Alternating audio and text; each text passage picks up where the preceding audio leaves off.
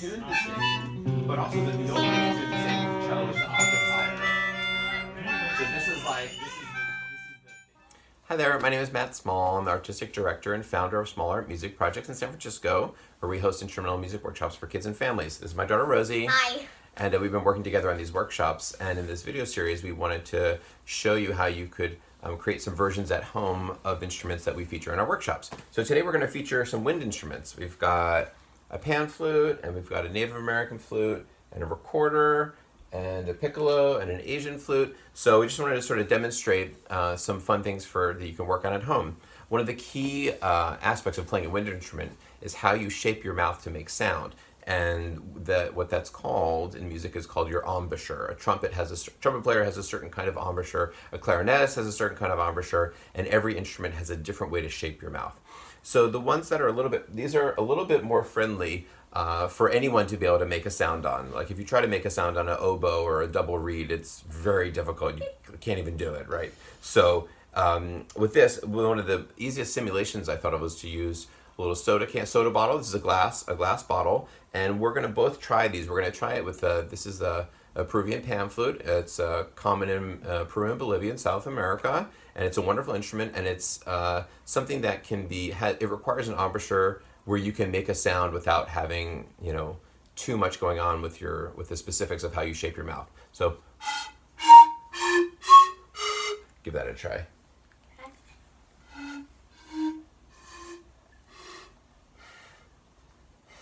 Great.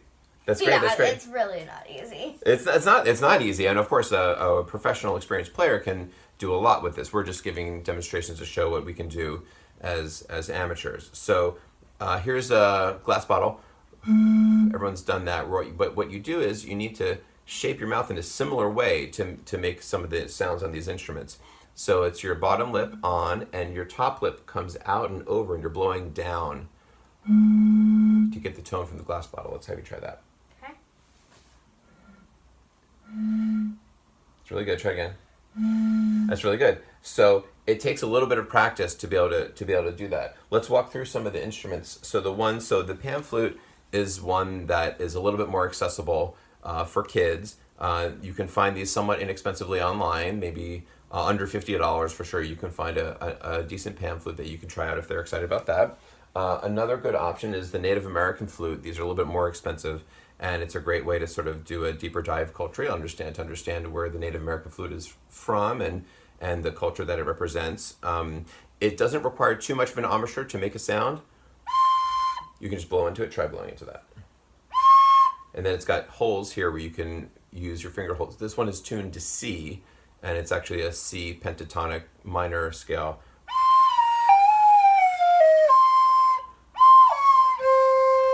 So that this I kind of prefer trying to make sound on a Native American flute compared with a recorder. A recorder I think they were originated in Europe. They're a little bit harsher sound. That's one that's tuned to D. Make a sound on that. It's easy enough to make a sound on it, but then kids tend to overblow or blow too hard on an instrument. And so that, with the recorder, when it's overblown, has kind of a harsher tone. So Native American flute has a little bit of a softer tone to it. And then going further, ones that I wanted to show you these two that require a little bit more of a specific embouchure. So let's start with the piccolo. The piccolo is a European instrument. It's the smaller version of a flute, concert flute, which would be about this long. But it has the hole that you blow into. It is very specific, and it's a more complex version of the embouchure that you would use to blow into a glass bottle. So I'll take that as good luck for me making a sound that sounds decent. So this was tuned to D flat. Then this is an Asian flute. I'm not quite sure where this is from. I got this from some music store somewhere, but it's tuned to A flat. And it requires a similar kind of embouchure as the piccolo. So as a non-professional wind player, those are some interesting examples of instruments from around the world that all sort of require the same kind of technique. So I wanted us to try, what I did was we have some bottles here, some more bottles, and what I did was we filled these with water. So this one is tuned to a D. Let's see if it matches the recorder. Yep. So that's our D bottle. Then we have our E. And then, I didn't introduce these yet. So these are These are just simple straws. We have a little boba straw, and we have a metal straw. The metal straws are F sharp, and the boba straws are G. Here, you take the A, and we'll do a little, we'll try to do row, row your boat. Ready? Okay.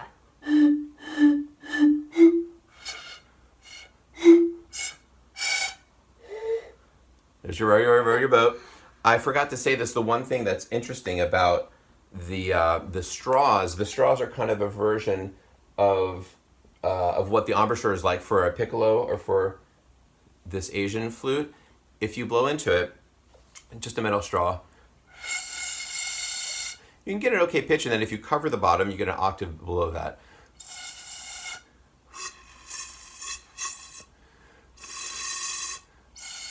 Same thing with the plastic straw.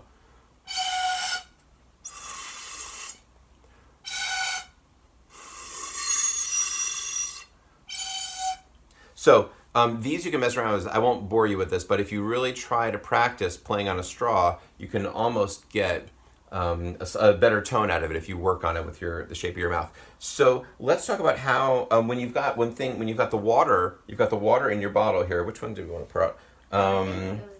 Yeah, no, let's leave that one because that's so. Here we got. Let's actually talk about this. Here's a low pitch. So this is a large bottle, and the larger it is, the bigger the sound is you're going to get out of it. This one's tricky because when you blow into it, if you blow too much air, it doesn't make a sound. But if you blow really gently, it does. So.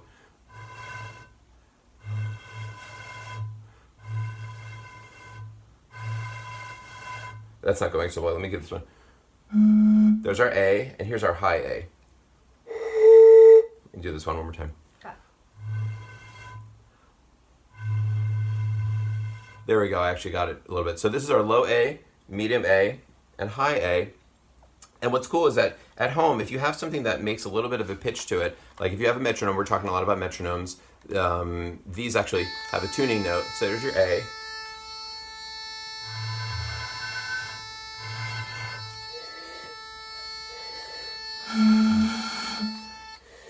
So you can what you can do is if you have something that makes a pitch, or here's a tuning fork. If you have a tuning fork, I'll just play that for you. Normally you'd put this to your ear to hear the pitch. Just gonna have it resonate on a box right there. So if you have something that makes pitch, then you can take your bottle and you can tune it to different things. So let's take this one. This one's tuned to the E. And we're gonna dump some water out. And now that's a D.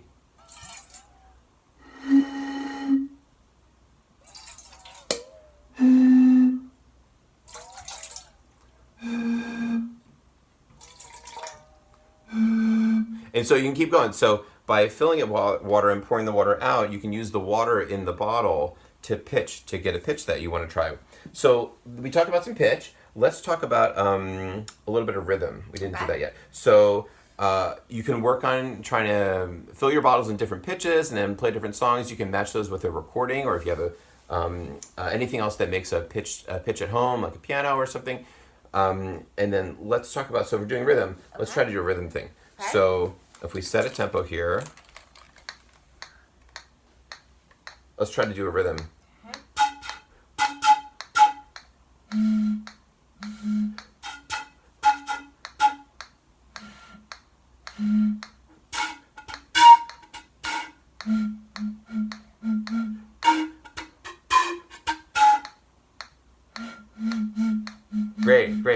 Great. So if you have a metronome, that's a fun thing that you can do where you can try to practice the embouchure. First, you want to practice just getting the sound.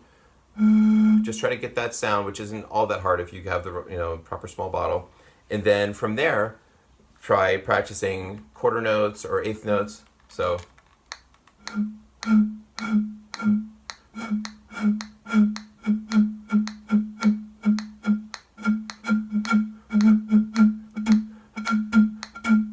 If you make sort of a P sound into it, p, you can get slightly different tone out of it. One more to show you was something called an ocarina, which is a very little kind of a small, so they make these in different, this is a ceramic ocarina. It's a ceramic little instrument that has holes in it. You blow into it.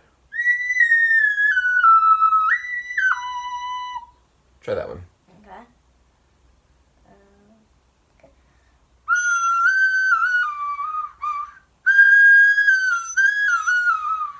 Nice. Yeah. So they make these. These are found all over the world, in Europe and Asia. They've been making them in Italy, I know, for a number of since the 1800s. So you can find larger ones, small ones. This is a great small instrument that a younger kid, maybe a 0 to 4-year-old, would get interested in. It's really simple to make some sound out of, and they're actually kind of pretty and some really interesting things. So I would check out an ocarina as well. And I think we covered it for the wind instruments. That's we did it. We did it. So go try that at home. Mess with your bottles. Put water in the bottles, and have fun with it. Thanks so much for listening. Bye. Bye.